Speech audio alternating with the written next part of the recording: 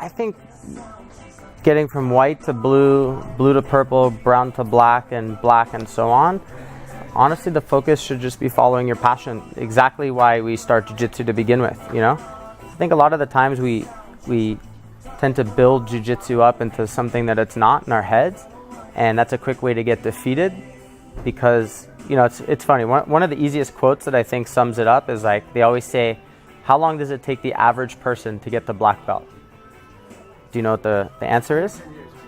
No, the answer is it's not 10 years. The average person is, the answer is the average person does not get the black belt because most people quit. You know what I mean? It takes a crazy person to fall in love with the sport of jiu-jitsu and see it through all the way to black belt and then continue from there on.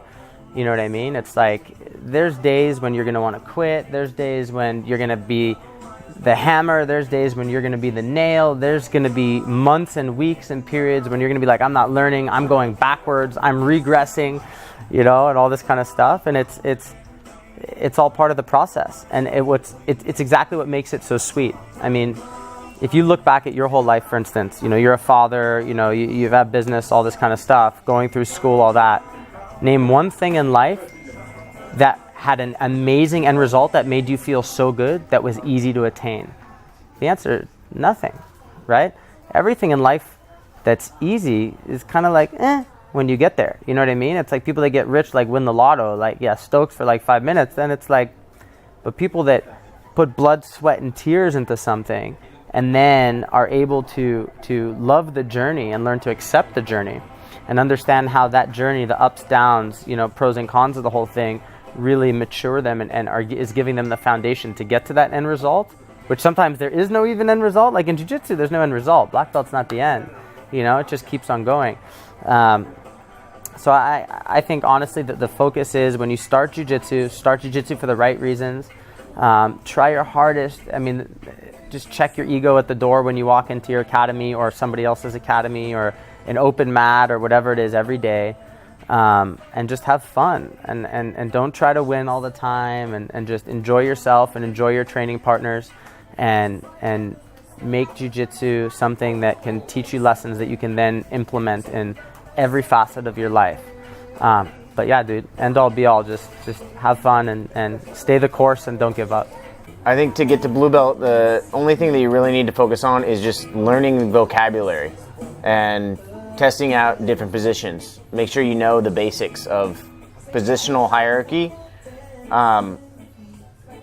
You know, guard, mount, half guard, side control, and then just trying to put names to different, you know, positions and submissions and movements. So once you get there, then you just play around with those different positions and those different submissions and just try and sharpen them up. You know, it's a never-ending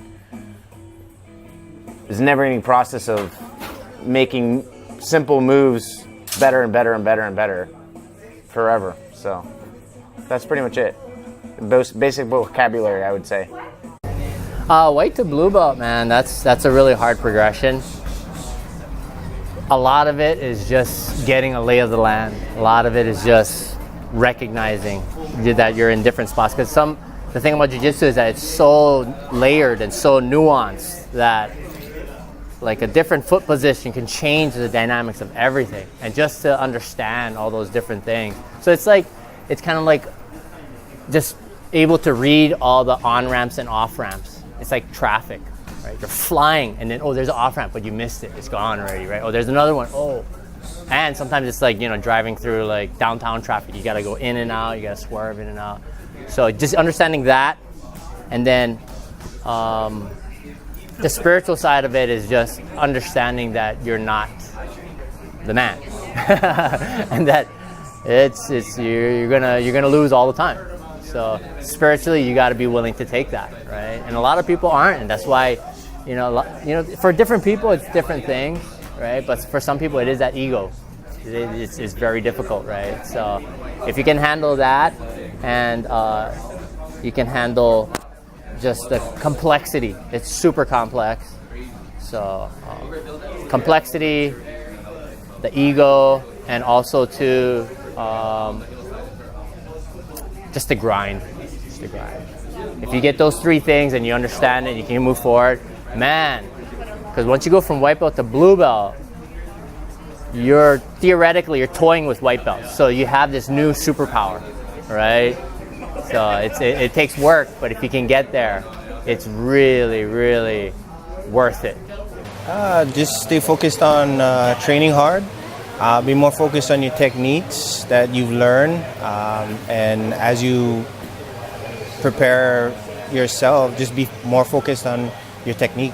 Don't be so focused on, if the coach is watching you, and just stay focused on your training.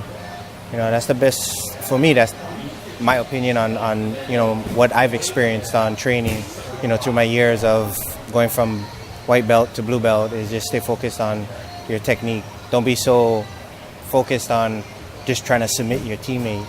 The more you work on your positions, especially, that's where you're going to catch the person unexpectedly with your techniques, is basically controlling position before your submission. I guess my first thing to say is, jiu-jitsu is, a lot of it's not just physical. There's a lot in the mind, and so you got to kind of look at jiu-jitsu as not only training your body, but training your mind, to deal with adversity and to have that endurance and that fortitude, courage to continue on. And when I walked in here, I couldn't do the warm-ups, and I don't have natural ability at grappling.